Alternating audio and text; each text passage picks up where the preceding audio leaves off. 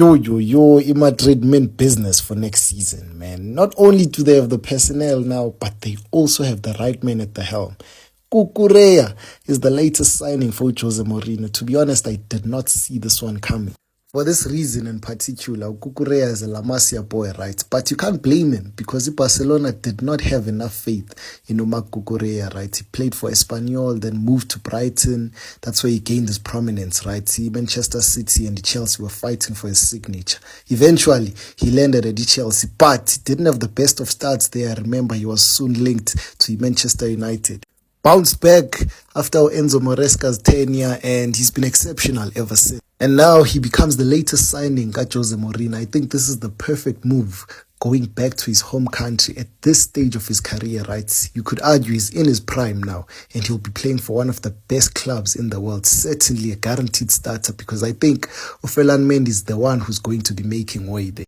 Over the last few seasons, Mendy has been inconsistent, in and out with injuries, and it's just, he's becoming a liability. Carreras was good, but you always felt like he's a squad rotation player, right? And not someone you can rely on week in, week out. But Madrid, what are they doing, Joe? They are going for all our targets this season, right, as Barcelona, because Bernardo Silva was also another player who was in our radar.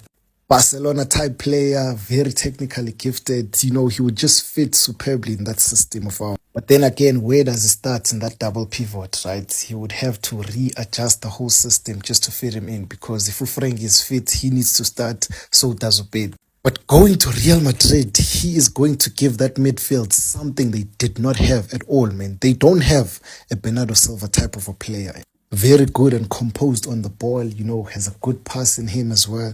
All-round brilliant midfielder. Bernardo Silva, he ticks all the boxes as a midfielder. And I've always been critical with the Real Madrid Dubai. They do not have a register, right? They do not have a number 8, which Jude Bellingham has tried to play that position, but he's always drawn to being in the final third.